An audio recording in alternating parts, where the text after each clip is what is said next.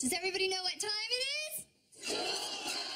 That's right. Binford Tools is proud to present Tim the Tool Man Taylor.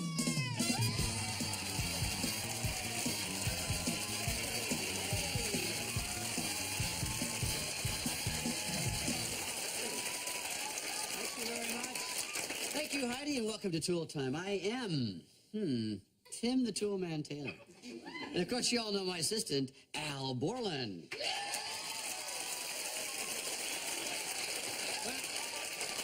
We have a very special show for you today. Tim and I are proud to be building something for my church. Thank you, Heidi. This cabinet will become a place for the piscina. You gotta be very careful with your piscina. They're worth a lot of money, especially the old piscinas. You gotta make sure the piscina fits in there well. The new modern piscinas aren't as nice as the old piscinas, but a piscina is something you always want to be careful with. You have no idea what a piscina is, do you, Tim? No. Well, a piscina is a special basin used in the disposal of baptismal water, leftover wine, And maybe those annoying oils. anointing oils. Those too. So basically, it's a sink. Well, it's not an ordinary sink. You see, it has no faucets. So it's not even as good as a sink. Well, why don't you take that up with our special guest? All right. Ladies and gentlemen, let's have a warm Tool Time welcome for the minister of the St. Stephen's Episcopal Church. Heidi, my minister, please, Father Mike Weber.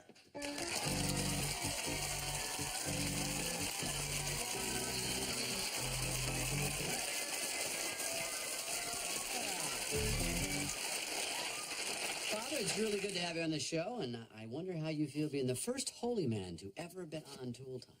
Well, I'm not basking in the glory. I just hope I get out alive.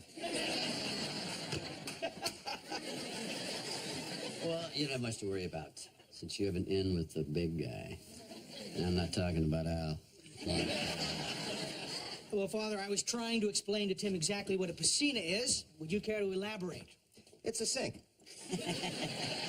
The difference is, it's a sink that's been blessed.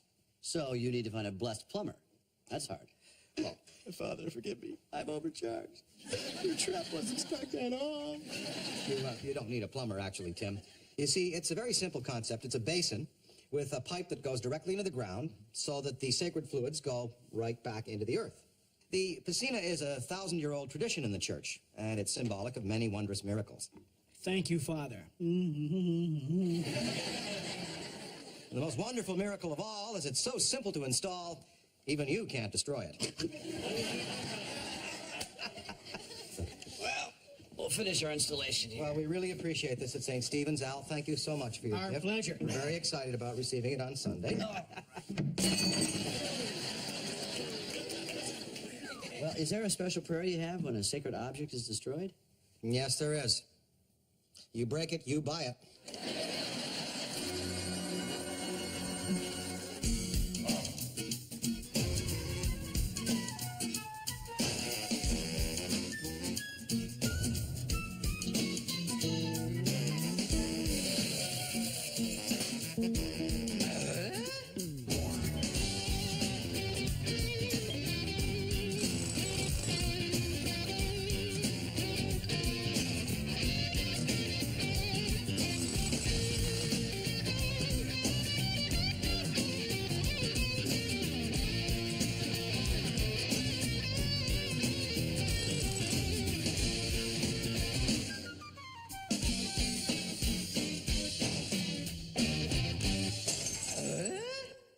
Breathe in and out. And in and out.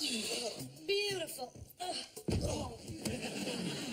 Now, every yoga session ends with a very special sensation. Pain? Inner peace. This exercise is Uncle Wilson's favorite. It's called Shavasana. You lie down in the position of a corpse.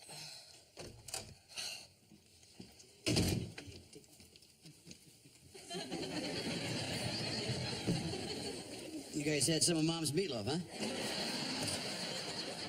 I heard that. Hey, Tim. Hello, Willow. You ever try yoga? Nope. No matter what they do to it, still doesn't taste like ice cream.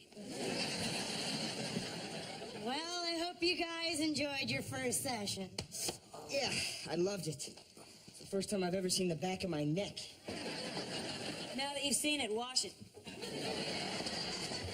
See you guys. Where you going? I'm going to school to sign up to volunteer at the hospice home. You know, Randy, I think it's great that you're doing it, but working with people who are dying isn't going to be easy. I know it's not going to be easy for me, but think how tough things are for them. I could have never handled this at your age. This is really cool that you're doing this. Dad, this isn't about cool. I mean, the whole concept of hospice is an alternative to the medical establishment, which is nothing but a greedy, doctor-controlled bureaucracy that's death-oriented instead of life-oriented. You never heat up those rubber gloves either. So what exactly are you going to be doing at the hospice? I'll be spending my time with a woman named Elaine. You know, I don't know, we'll play cards, watch videos. Hey, why don't you take her some of the old Tool Time videos? The woman has suffered enough.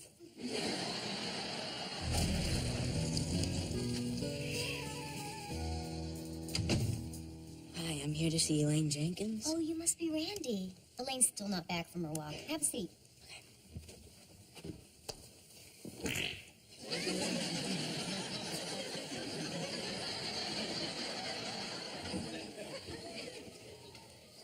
Well, I was wondering where I left that.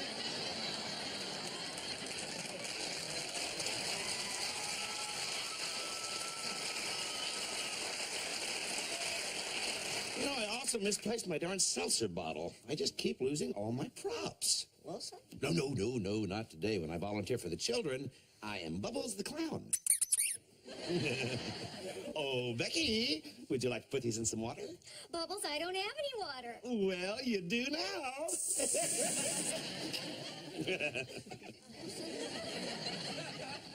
I didn't know you volunteered here at the hospice. Mm-hmm. You know, today's my first day. Well, it's a wonderful place. I think you're going to get a lot of good stuff out of it. I don't know. Ever since I got here, I've been a bit nervous. Just don't want to say or do the wrong thing. You know, Randy, I'm reminded of the book of Sirach, which says a faithful friend is a medicine for life. So you're saying I should just relax and try and be supportive? Exactly, and if you want, you can always borrow my size 52 clodhoppers. They're a great icebreaker. Well, hello, ladies. How are you? See you, Randy. Randy, Elaine's back from her walk. Oh. Hi, I'm Randy Taylor. Are you okay? You want to sit down? Well, I probably should after that 2-mile power walk, but she's Elaine. I work here. She's my nurse.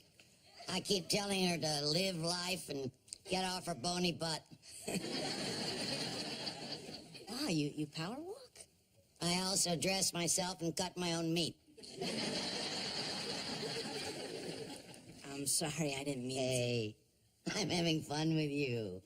Aren't I allowed to have fun? Oh, yeah, of course. Fun. Well, Randy, would you like to see this place? Sure, I'm dying to. I mean, I'd love to. This is home. It's very nice. Thank you. Is this your family? Yes. That's my son, Stephen, and my daughter, Nancy. They both asked me to move in with them. Why didn't you? Well, one lives in California and one lives in Florida. I hate surfing and old people. You know, the worst is old people who surf. Hey, get out of my pipeline already. I'm surfing here. Well, I am staying here in Detroit until the Lions win a Super Bowl. They're gonna be here a while. I'm counting on it. You know, Randy, when the doctors diagnosed me with cancer, they said I only had 6 months to live. That was 3 years ago. That's fantastic. Doctors, what do they know? Tell me about it. They run 400 tests, come up with their expert diagnosis, toss people in the hospital for thousands of dollars a day. Then if they're not sick enough to die, they've got no money left to live. You seem a little bitter. Well, I've been reading a lot of articles on the healthcare crisis in this country. It just makes me really mad. It is so refreshing to meet a young person who has such strong convictions and beliefs. I've been questioning a lot of things lately. Yeah. Corruption of the political establishment, lack of ethics in corporate America, hypocrisy of organized religion. You know, there are just so many things in this world that people follow blindly. Never be a follower. You stick to your guns and don't ever lose your fire. You sure haven't lost yours? Well, that's what keeps me going. That and hiding props from that annoying clown.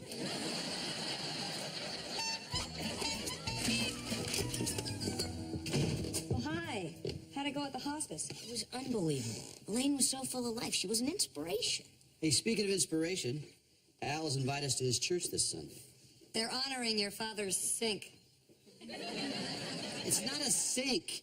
It's an extremely religious basin. It's called a Pasadena.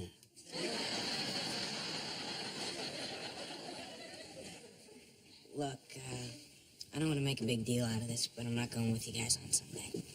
Do you have to work at the hospice on Sunday? No. Is going to Al's church make it a little uncomfortable? No. Dad, going to any church makes me uncomfortable. I've been doing a lot of thinking, and I just realized organized religion doesn't make any sense to me. It doesn't make any sense to anyone, but they still go to church. Randy, this family's always gone to church together. I know that, but for a long time I've been questioning why I'm there. Well, you question all you want, as long as your butt's in that pew. Dad, I just believe people can experience God in different ways. Does this have anything to do with what happened at the hospice? Yeah. I mean, being there reminded me how important it is to question things. The answers I've been coming up with don't have anything to do with organized religion. Well, I think it's great that you're examining your life on a deeper level. Are you sure that you want to abandon everything that you've ever believed in? Especially a religion. Dad, I'm not abandoning God. It's just sitting in that church goes against my convictions and beliefs. Convictions and beliefs? What do they have to do with religion?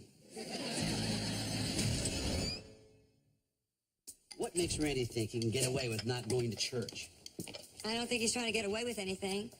Randy's wrestling with major philosophical issues. We can't force him to share our beliefs. We're going to have to be open-minded and allow him to find his own. What if he starts believing something we don't like? What if he joins a cult that worships chicken parts? He'll never go hungry. I don't think this is real funny, Jill. What is this? I mean, you're not exactly Mr. Religious. I mean, half the time in church you fall asleep. But I'm in the building, so I get credit. Oh. Is that what this is about? That's God's plan. God's plan? Yes, you go to church, you get credit. You fall asleep, you lose a credit. You understand the sermon, you get extra credit. If you get enough credits, you can bypass hell and upgrade right to heaven.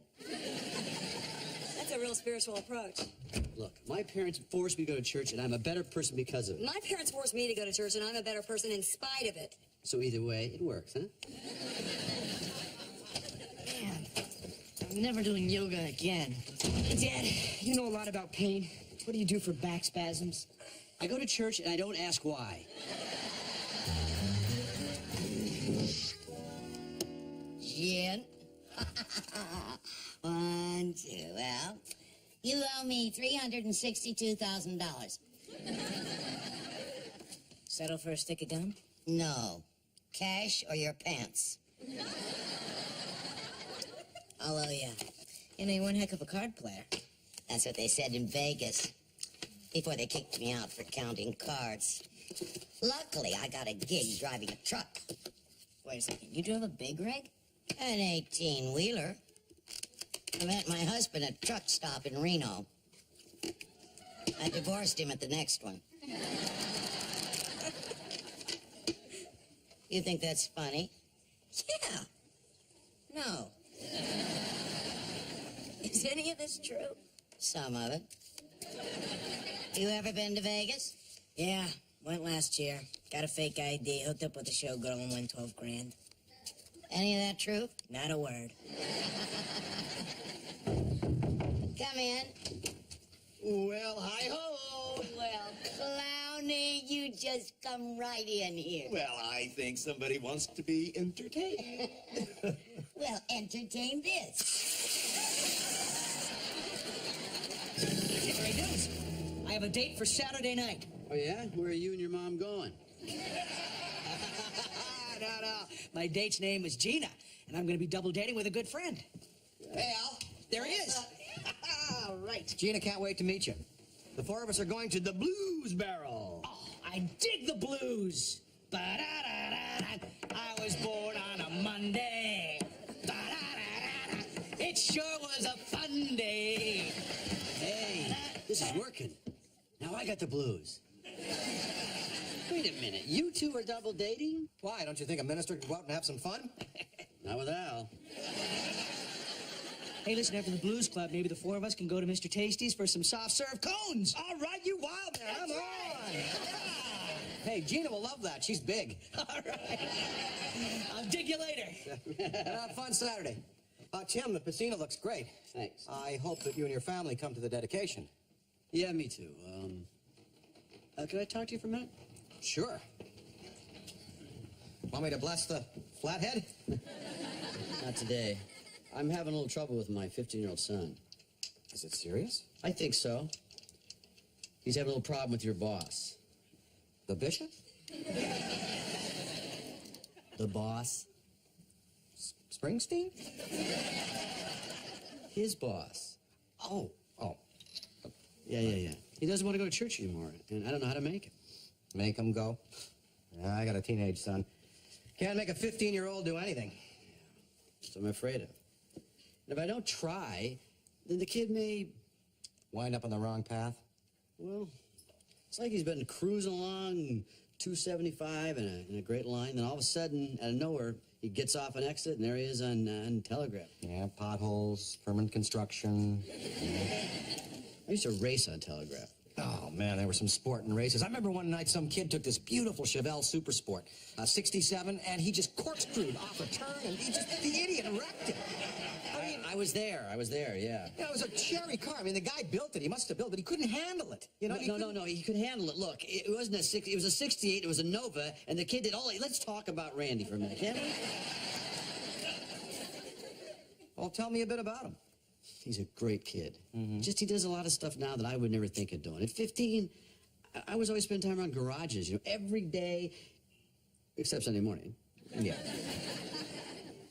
Well, let me ask you this. What kind of stuff does he do in his spare time? Yeah, he volunteers a lot. Last year he worked at a soup kitchen. This year he's volunteering at a hospice house. That's very admirable. Yeah. What kind of stuff do you do in your spare time, Tim? Well, I work on the hot rod here. I'm going to drop this flat into a 46 Ford convertible. That's going to cook, man. Yeah. It's kind of funny, Some people take their spare time and work on their cars and go to church on Sunday. Others take their spare time to help their fellow man and then choose not to go to church. Are you saying I'm not as good a Christian as my kid? It's not a contest, Tim. Well, if it were, who would you give better odds? Look, I'm not the Lord's bookie.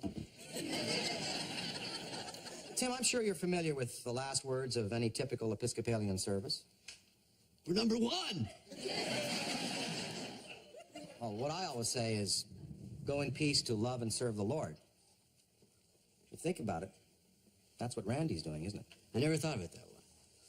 So he's in good shape. Thanks for talking. Okay, sure, well, see you Sunday. You bet. Unless I find some other way to do the Lord's work. Nice try, but I don't think dropping a flathead into a convertible qualifies as the Lord's work. Unless you donate the car to me. See you Sunday. See you Sunday.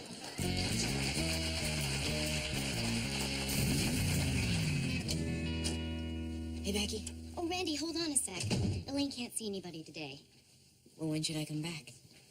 Honey, she took a turn for the worse. She doesn't want visitors anymore. But I mean, come on, it's me. I'm a gin partner. I gotta win my money back. I know. Listen, she told me to give you this.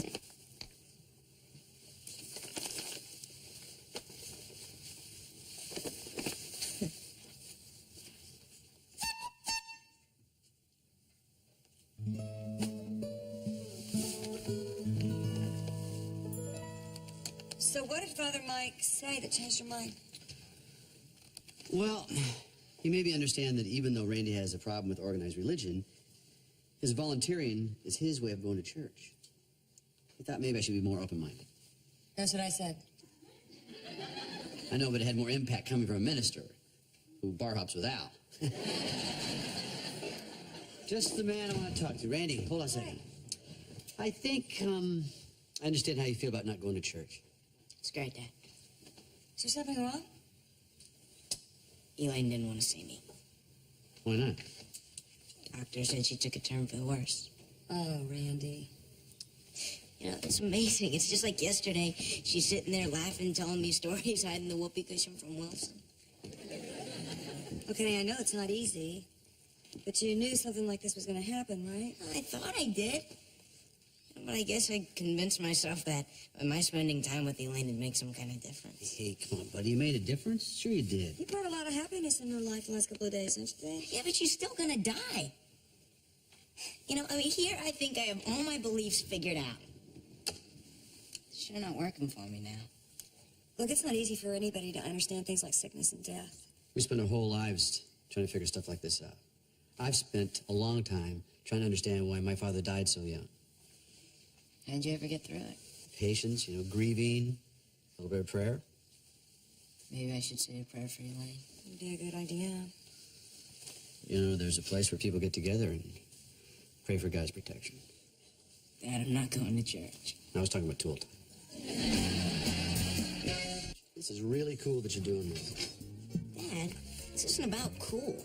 I mean, the whole... I'm sorry. Dad, this is more than cool. Oh, that's not it either. This isn't about cool. This isn't about cool.